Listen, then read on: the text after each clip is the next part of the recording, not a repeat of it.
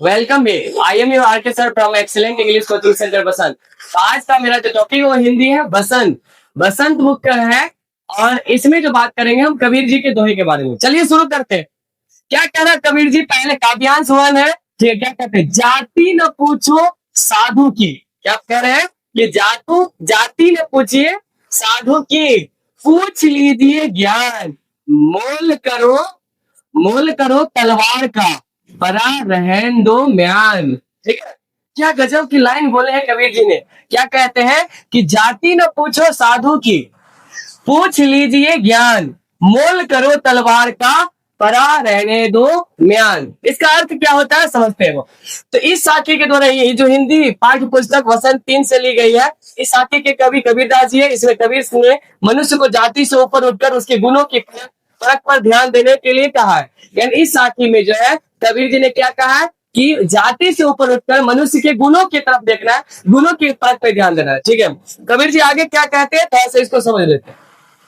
इस दोहे के माध्यम से कबीर जी कहते हैं कि इसमें कबीर जी कहते हैं कि हमें सज्जन पुरुष से उसकी जाति नहीं पूछनी चाहिए, उचित उसकी यानी बल्कि उसकी ज्ञान देखना चाहिए। मनुष्य की असली जाति उसके गुणों से होती है, उसकी जाति के आधार पर पढ़ना गलत है। क्योंकि जब हम तलवार खरीदने जाते हैं तो उसकी कीमत म्यान देखकर नहीं लगाते हैं। यानी इस दोहे में कबीर जी कहते हैं कि कोई भी जो व्यक्ति है विद्वान पुरुष से उसकी जाति नहीं पूछना चाहिए, बल्कि उनसे ज्ञान पूछना चाहिए। क्या पूछना चाहिए? ज्ञान। उनसे सीखना चाहिए। क्या सीखना चाहिए? ज्ञान। उनसे नॉलेज लेना चाहिए। क्या लेना चाहिए? क्योंकि कोई भी मनुष्य जो है यानी कि असली मनुष्य की जो असली जाति यानी कि पहचान जो होता है उसके गुणों से होती है। किसी गुणों से होती है, उसकी जाति से नहीं होती है। ठीक है, क्योंकि जब हम तलवार खरीदने जाते हैं हम तलवार के यानी धार देखते हैं, ना कि उसका म्यान देखता है। जो उसको ढक्कन को नहीं देखते कि लगाने वाला जो रहता है, हम तलवार के गुणों को देखकर खरीदते हैं। इसी प्रकार कबीर जी ने कहा है कि जो विद्वान पुरुष होते हैं उनके ज्ञान के महत्व को देना, ज्ञान को महत्व देना चाहिए, ना कि उनके जाति को। समझ में आ रहा है? चलिए आगे चल। अगला पॉइंट क्या कह रहा है? काव्यांश 2 में आ गए हम लोग। ठीक है, काव्यांश 2 में क्या कहते हैं? काव्यांश 2 ध्यान देना हुआ। काव्यांश 2 क्या कह रहा है? काव्यांश 2 सबको क्लियर दिख रहा है? एकदम आ रहा क्लियर? देखते रहो क्या कह रहा है। दूसरा काव्यांश 2 कह रहा है आवत गाड़ी एक है, उलटत हुई अनेक। कहता है कि इसका अर्थ होता है कि जब आदमी गाली देता है, कोई भी व्यक्ति गाली देता है, ठीक है, तो एक ही होता है। कितना होता है? जब कोई गाली देता है तो कितना गाली होता है? एक। कह कबीर नहीं उलटी वही एक ही एक। लेकिन जब हम उसको उलट देते हैं क्या हो जाते हैं? जब उसकी गाली को हम दोहरा देते हैं तो अनेक हो जाता। क्या हो जाता है? अनेक। तो इसीलिए कबीर जी कहते हैं कि जब भी कोई गाली दे तो उसको दोहराना नहीं चाहिए, उनकी गाली को रिपीट नहीं करना चाहिए, क्योंकि उलटने से और गाली बढ़ जाएगा। ठीक है, ये बहुत बात बढ़ जाता है। इसमें फिर से एक बार समझ ले क्या कह रहा है। ये प्रस्तुत साखी हमारी हिंदी पाठ्य पुस्तक वसंत 3 से ली गई है। इस साखी के कवि कबीरदास जी है। इसमें कबीर ने अपशब्द सुनकर उस पर ध्यान न देने की बात कही है। व्याख्या इसमें कबीरदास जी कहते हैं कि जब हमें कोई गाली देता है तब वो एक होती है। कितनी होती है? एक होती है। पर हम जब हम क्या करते हैं पलट कर उसे आगे भेज देते हैं तो वह बढ़ते बढ़ते अनेक हो जाती है। इसलिए जब हम उसकी एक गाली पर ध्यान ही नहीं देंगे तो वह गाली वहीं पे खत्म हो जाएगी, अर्थात वह एक ही रह जाएगी। यानी कबीर जी यहाँ पे झगड़ा को खत्म करने की बात है कि अगर कोई व्यक्ति आपको एक गाली देता है, झगड़ा करना चाहता है, तो आपको उस पर कोई रिएक्शन नहीं देना चाहिए। यानी कि जब भी आप गाली को बढ़ाएंगे, आप भी गाली देंगे, तो गाली बढ़ते बढ़ते धीरे धीरे बहुत विकराल रूप लेगा। इससे हम सहमत है। चलते तीसरा काव्यांश आगे क्या कह रहे हैं। ठीक है, आगे तीसरा पॉइंट में आते हैं। ठीक है, समझ में आ रहा है कि नहीं सादिल? चला समझ में आ रहा है कि नहीं? एक बार रिवाइज कर देंगे ना पूरा को। ठीक है, आगे तीसरा काव्यांश कहता है कि माला तो कर में फिरे, जीव फिरे मुख माहे।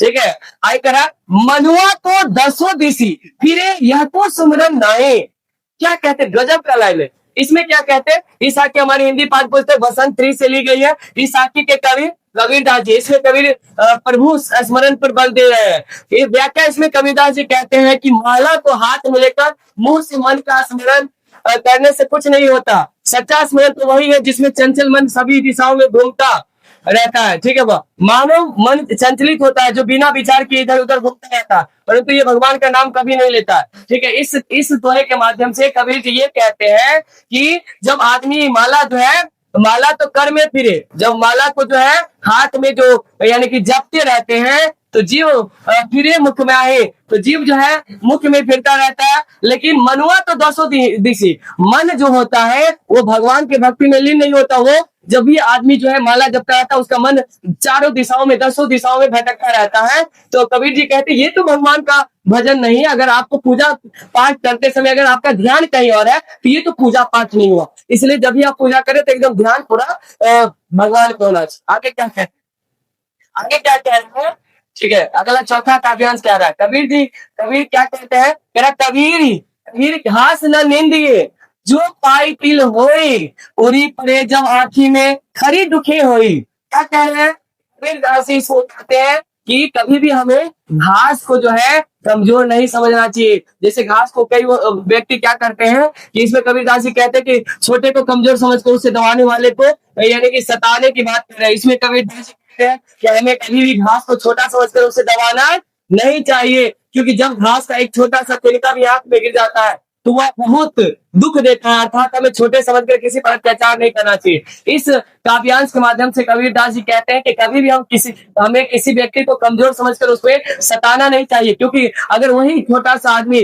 कभी अगर यानी कि समय पाकर के अगर वही विकराल रूप ले लेता है तो हमें बहुत तकलीफ हो जाएगा। क्या हो जाएगा, हमें बहुत तकलीफ हो जाएगा। आगे क्या कह रहा है, आगे कह रहा है काव्यांश 4 में आते हैं, क्या कह रहा है कि जग में बैरी कोई नहीं, कह रहा है कि जग में बैरी कोई नहीं, जो मन शीतल होए या आपा को डारी दे, दया करे सब कोई। कहता कि यानी कि इस साथी के माध्यम से हमारी हिंदी पाठ्य पुस्तक भाषा 3 से लिए इस साथी की कबीरदास जी कहते हैं, इसमें कबीरदास जी मनुष्य को स्वार्थ त्याग कर दयावान बनने की सीख दे रहा है, ठीक है। व्याख्या इसमें कबीरदास जी कहते हैं कि मनुष्य का मन अगर शांत और शीतल है तो संसार में कोई शत्रु नहीं हो सकता। यदि मनुष्य स्वार्थ का त्याग कर दे तो वह दयावान बन सकता है। अर्थात मनुष्य को अपनी कमजोरियों को दूर करके संसार में प्रेम और दया फैलाना चाहिए। तो ये जो चैप्टर हम पढ़ाए हैं आज, इसमें कबीरदास जी ने क्या क्या कहा, एक बार और रिवाइज कर लेते हैं। चलिए एक बार रिवाइज करते हैं फिर से।